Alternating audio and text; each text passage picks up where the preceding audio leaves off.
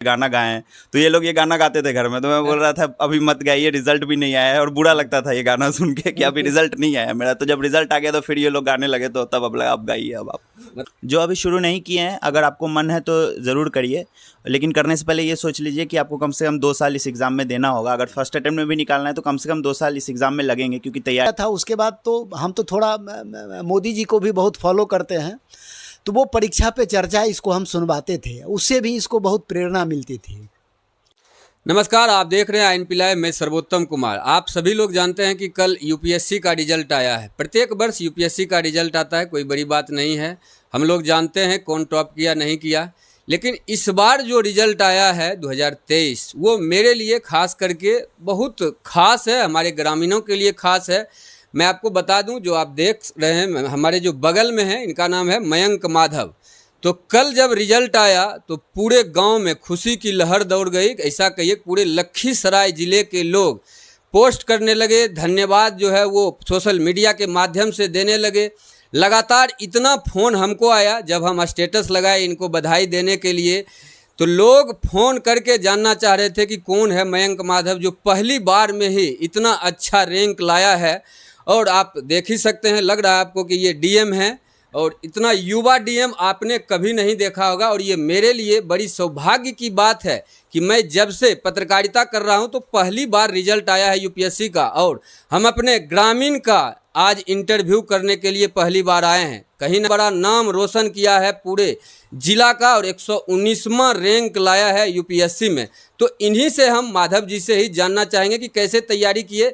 एक और ख़ास बात हम आपको बताना चाहेंगे कि जो मेरा गांव है वो पूरा नक्सल प्रभावित एरिया है, तो लोगों को लगता है कि वहाँ उस तरह का इंफ्रास्ट्रक्चर नहीं है जिससे कि लोग निकलकर इतने बड़े पदों पर जाए। लेकिन आप खुद देख सकते हैं, वो देखिए डॉक्टर साहब बैठे हुए हैं, मयंक अग्रवाल जी के पिताजी हैं, वो खुद हमारे गांव के लिए इतने बड़े एग्जाम्पल हैं। लोग एग्जाम्पल देते कि उनके जैसा बनो। वो जब इस तरह से पढ़े, मेहनत किए, आप समझ ही सकते हैं, जब वो क्वालिफाई किए थे तो उस तरह का वातावरण नहीं था, एनवायरनमेंट नहीं था, और जो होना चाहिए लाइट नहीं था। तब भी वो उस मुश्किल परिस्थिति में पढ़े और आज उस पद पर हैं। और आज मयंक माधव को आप देख लीजिए, यूपीएससी क्वालिफाई किए हैं, 119वां रैंक लाए हैं। तो आइए मैं इनसे ही जानना चाहूँगा कैसे तैयारी किए। सबसे बड़ी बात है कि ये दिल्ली नहीं गए, यहीं से तैयारी किए, पटना के अपने फ्लैट से तैयारी किए, ऑनलाइन तैयारी किए, और पहली बार में क्रैक करके दिखाए और 119वां रैंक लाए। माधव जी, आपका INP लाइव पर बहुत बहुत स्वागत है। धन्यवाद। धन्यवाद। क्या कहिएगा, पहले तो अपने शैक्षणिक के बारे में बताइए, कहाँ से 10th किए, 12th किए, उसके बाद कैसे कैसे आगे बढ़े। 10th मैंने सीतामढ़ी से किया है, DAV पब्लिक स्कूल से। और 12th फिर मैंने बोकारो से किया है, गुरु गोविंद सिंह पब्लिक स्कूल से। फिर कॉलेज में IIT खड़गपुर से मैंने सिविल इंजीनियरिंग से ग्रेजुएशन करी है। फिर कॉलेज के बाद 1 साल मैंने जॉब किया था नोएडा में, और वो भी ऑनलाइन था। उसके बाद जॉब का छोड़ के मैंने फिर 1 साल तैयारी करी है, और अभी रिजल्ट है आपके सामने। और लोगों को क्या कहना चाहिएगा जो लगातार प्रयास कर रहा है, किसी का 3rd अटेम्प्ट होगा, 2nd अटेम्प्ट होगा, अभी तक नहीं हो पाया है, उसके लिए क्या कहना चाहिए, क्योंकि आप तो पहली बार में ही इतना अच्छा रैंक ले आए। जी, मुझे भी भरोसा नहीं हो रहा है कि पहली बार में क्लियर हो गया है। ये तो है कि इस एग्ज़ाम में 3 स्टेज होते हैं, प्रीलिम्स, मेंस और इंटरव्यू। तो किसी भी स्टेज में आदमी का रुक सकता है ये एग्ज़ाम। सबसे मतलब अनसर्टेन स्टेज तो प्रीलिम्स ही है, जिसमें पता नहीं चलता है कि आदमी क्लियर कर पाएगा कि नहीं। तो उसमें बहुत लोग फंस जाते हैं। अगर आप वो क्लियर कर लीजिए तो एग्ज़ाम क्लियर करना थोड़ा आसान हो जाता है। तो सबसे जो भी 2nd अटेम्प्ट 3rd अटेम्प्ट दे रहे हैं उनके लिए यही बोलूँगा कि प्रीलिम्स से 4-5 महीने पहले प्रीलिम्स का तैयारी शुरू कर दें, अच्छे से करें, वो क्लियर कर लीजिए। फिर मेंस के लिए आपको 4 महीने समय मिलेगा, उसमें आप मेंस की अच्छी से तैयारी करिए। जब सारा स्टेज आप कंप्लीट करके घर आए थे तो आपको क्या उम्मीद था? मुझे ये था कि मतलब जितना करना था उतना कर लिया हूँ, और अब अगर नहीं होगा तो पता नहीं अब क्या इम्प्रूव करना बाकी है मेरे, ये था मुझे तो। लेकिन आ गया रैंक, तो अब लग रहा है कि चलो जो किया था सही किया था। तो यही अभी फीलिंग यही है। इतना बड़ा नाम रोशन किए हैं अपने परिवार के साथ साथ, गांव के साथ साथ, पूरे डिस्ट्रिक्ट, पूरे बिहार का नाम रोशन किए हैं, तो कितना खुश हैं आप? खुश तो बहुत हैं, और खुशी से ज़्यादा अभी थोड़ा आराम का ऐसा फील हो रहा है, क्योंकि अभी 4 दिन बाद फिर से प्रीलिम्स था, तो उसकी भी तैयारी कर रहे थे, और रिज़ल्ट भी आने वाला था। तो दोनों तरफ से टेंशन था थोड़ा, लेकिन अभी वो क्लियर हो गया है तो अब थोड़ा टेंशन कम हो गया है। और अटेम्प्ट लेना है रैंक सुधारने के लिए? अभी देखते हैं, आगे जो प्रीलिम्स आ रहा है वो एक बार देते हैं, और देखते हैं रैंक में इम्प्रूवमेंट कर सकते हैं या नहीं। अच्छा, आप जब पढ़ाई कर रहे थे तो किस क्लास में जाकर आपको लगा था कि हम यूपीएससी देंगे एक बार भविष्य में? बचपन से सब घर में बोलते थे मुझे, मम्मी पापा दीदी लोग, कि यूपीएससी करना है तुमको, लेकिन मैं बोलता था मुझे इंजीनियरिंग करनी है और उसी से फिर जॉब वॉब करना है। कॉलेज में भी थे तो कभी मन में नहीं आया कि यूपीएससी करना है। वो फाइनल ईयर कॉलेज में जॉब लग गई थी तो फ्री टाइम था थोड़ा, तो उस समय लगा कि करते हैं यूपीएससी की तैयारी, तो शुरू की। और मेरे जो बड़े पापा हैं वो भी हमेशा कि यूपीएससी की तैयारी करो। आज वो नहीं है, आज वो होते तो और भी ज़्यादा खुशी होती। तो ये यही है कि कॉलेज में फाइनल ईयर में फिर थोड़ा बहुत पढ़ना शुरू किया था इसके लिए। आप बड़े पापा का जिक्र किए, सभी लोग शौक हो गए, बिल्कुल उनको होना चाहिए था लेकिन नहीं है। लेकिन वो जहाँ भी हैं वो जान गए होंगे आपके रिजल्ट को, वो भी प्रसन्न होंगे। आगे बताइए कि जो आपने इतना बड़ा नाम रोशन किया है अपने परिवार के साथ साथ पूरे समाज का, तो अब आगे क्या और आगे बढ़ना है? जो आगे होता है कि बस यहीं तक? अभी तो जैसा मैंने बोला, अभी प्रीलिम्स जो आ रहा है वो एक बार देंगे और फिर देखते हैं, अगर रैंक इम्प्रूव होती है तो अच्छी बात है, नहीं तो ये भी अच्छा है, इसमें कैडर अच्छा मिल जाएगा मुझे स्टेट, तो ऐसी कोई दिक्कत की बात नहीं है। और क्या कहना चाहिएगा जो अभी तैयारी नहीं कर रहे हैं, उनको क्या कहना चाहिए, कैसे कैसे तैयारी करें? जो अभी शुरू नहीं किए हैं, अगर आपको मन है तो ज़रूर करिए, लेकिन करने से पहले ये सोच लीजिए कि आपको कम से कम 2 साल इस एग्ज़ाम में देना होगा। अगर फर्स्ट अटेम्प्ट में भी निकालना है तो कम से कम 2 साल इस एग्ज़ाम में लगेंगे, क्योंकि तैयारी में आपको 1 साल देना होगा और फिर एग्ज़ाम 1 साल चलता है, प्रीलिम्स मेंस इंटरव्यू। तो फिर आपको 2 साल देना पड़ेगा। उतने टाइम के लिए आपको अपनी फर्स्ट प्रायोरिटी ये एग्ज़ाम को बनाना होगा और जो भी डिस्ट्रैक्शंस होते हैं उनसे थोड़ा दूर रहना पड़ेगा।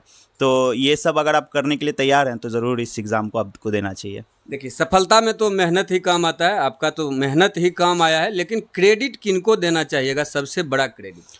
सबसे ज़्यादा क्रेडिट तो मेरे घर वालों का है, क्योंकि मैंने घर से ही पढ़ाई करी थी।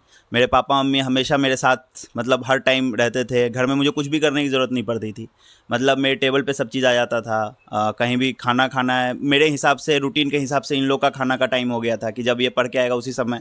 तो लंच हम लोग का शाम में 5 बजे होता था, दोपहर का खाना, नाश्ता दोपहर 11-12 बजे होता था।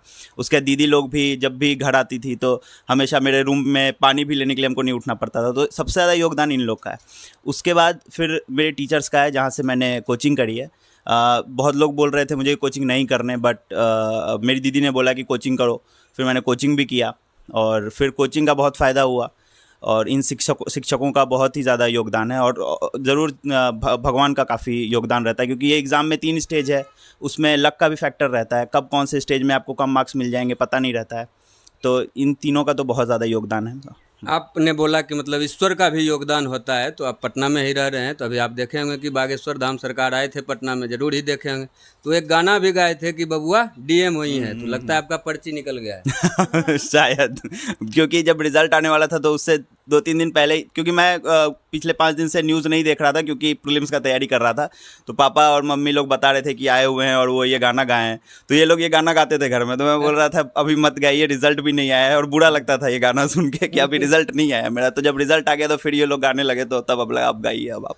मतलब पर्ची निकल गया बाबा के कृपा बाबा से, के कृपा, बागेश्वर धाम बाबा की कृपा से। हाँ, कह सकते हैं ऐसा अब जरूर। मैं इनके पिताजी से जानना चाहूँगा कि डॉक्टर साहब आज कितने खुश हैं?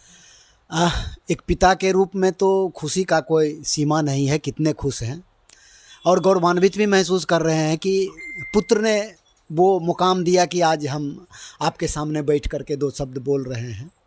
और जहाँ तक पढ़ने की बात है तो लगन तो था इसमें, पढ़ाई तो इसने ही की है। हम लोग तो केवल बाहर से बोलते थे, इसकी बड़ी बहन भी इसको हमेशा उत्साहित करते रहती थी और सब तरह से इसका मदद करते रहते थे। इसके जो बड़े पापा थे वो तो जब ये आईआईटी गया था उसी समय से इसको कहते थे कि तुम यूपीएससी करना, तुम यूपीएससी करना।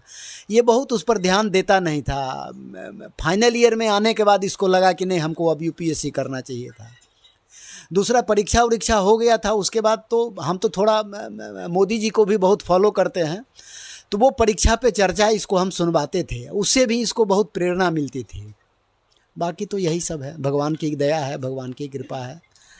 गांव में जब बच्चा लोग आता था तो जो गांव के पुराने लोग होते थे जरूर कहते हैं बच्चा कि तुम डीएम बन के आना, वहाँ तो डीएम कम बोलते हैं कलेक्टर बन करके आना, और आज आपका बच्चा कलेक्टर बन गया, जरूर गांव तो जाएंगे ही, भव्य स्वागत भी होगा।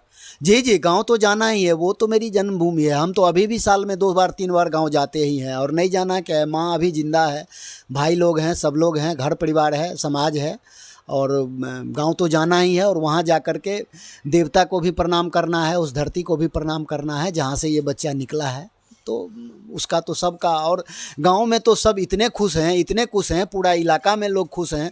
कितने लोगों का फ़ोन आया है कि हम कह नहीं सकते हैं कि सब लोग जो नहीं भी बहुत दिन से हमसे बात करते थे वो भी फ़ोन करके हमको बधाई दे रहे हैं।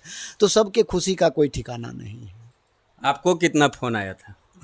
मतलब मेरे जनरेशन के लोगों को फ़ोन का मैसेज ज़्यादा आता है, तुमको मैसेज ज़्यादा आ रहा था। सोशल मीडिया पे थे नहीं हम, तो अभी कल ही फिर वापस इंस्टॉल किए हैं, तो देख रहे हैं बहुत सारा कॉन्ग्रेचुलेशंस वगैरह। फ़ोन इनको ज़्यादा आ रहा है और दीदी लोग को, ऐसा है।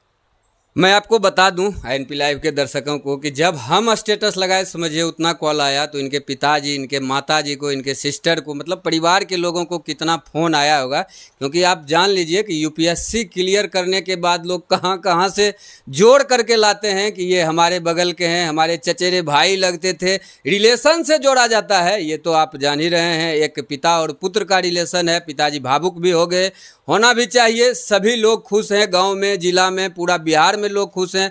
सुबह से लोग यहां मिलने के लिए आ रहे हैं, जो आसपास के लोग जानने वाले हैं।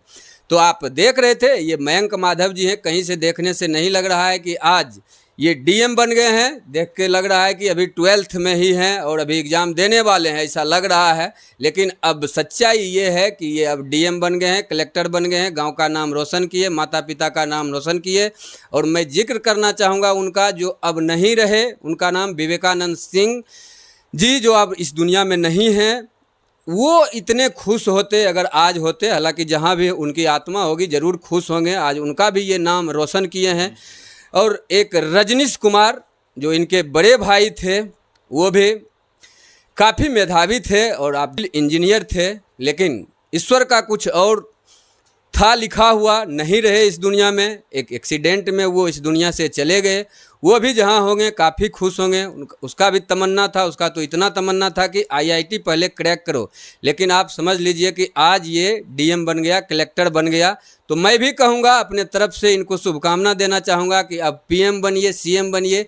जो बाबा जी गाना गाते हैं वो ज़रूर पूरा कीजिए। तो आप बने रहिए INP लाइव के साथ। नमस्कार।